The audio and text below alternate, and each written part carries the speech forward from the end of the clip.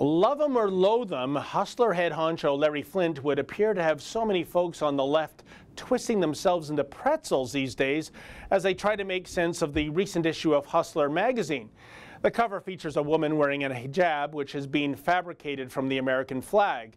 The hijab is pulled up to reveal part of the woman's bare breasts, and it's accompanied by a cover line that states, "Freedom first." For his part, Flynt says Hustler's 43rd anniversary issue is a, quote, irreverent political statement against the taboos of repression, end quote. But the fallout has been fast and curious. Lebanese-Canadian Gal Saad blasted Flynt on Twitter, proclaiming, "Oh yes, the hijab is often worn in this manner.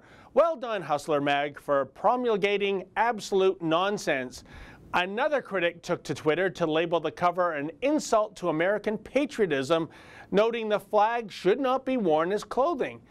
I have to say, though, I'm thoroughly and utterly confused regarding the rules when it comes to hijabs and flags and sexuality, because weren't certain people rejoicing about the American flag being used as hijab material just a few months ago during the Women's March at the Donald Trump inauguration?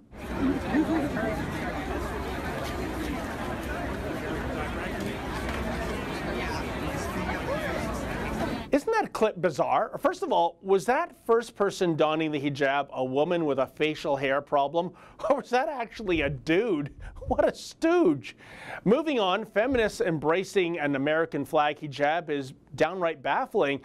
The U.S. is perhaps the freest nation on the planet, so why would feminists take the American flag, which is symbolic of that freedom, and turn it into a hijab, which is symbolic of female oppression?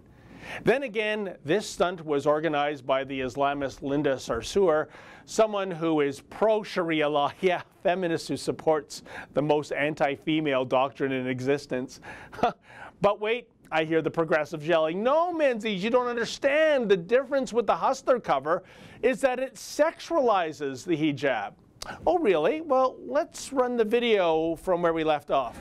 I tried to remember that one. I'll write this down when I get home.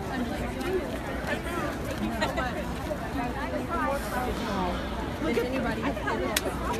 There's no wrong with it. Yeah, so after putting that U.S. flag hijab on the woman's head, it's then topped off with one of those dumbass pink pussy hats. Gee, I wonder how that would go down in a hardline Islamic republic. Oh, hi, Mr. Mohammed. Do you like how I've modified my hijab by Americanizing it with the stars and stripes and then putting a pink pussy hat on top? Can you say honor killing? Even the poster for the event was sexualized. I mean, come on.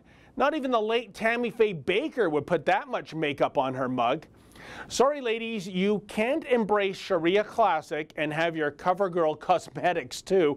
And by the way, I thought overt displays of sexuality are championed by the oh-so-progressive feminists these days.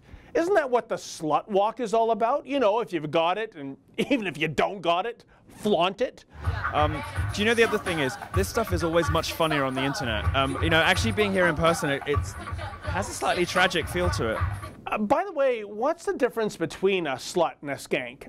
Just curious. Anyway, the more I try to unravel this Gordian knot of progressive illogic, the more confused I remain. Maybe if the publisher of Hustler magazine was a woman of color, then it would be okay to have a sexualized American flag hijab. Is Larry Flynt an example of male white privilege, perhaps? Is that the problem? Regardless, even if you loathe Larry Flynt and the recent cover of Hustler, let's hope the majority still cherishes that which is known as the First Amendment. And let us also hope that Islamist zealots aren't too terribly offended by the imagery. While I'm not a Hustler subscriber, I'd hate to see this issue become the magazine's Charlie Hebdo moment. For the Rebel.media, I'm David the Menzoid Menzies. Like what you just saw? Then click subscribe below and never miss another Rebel video.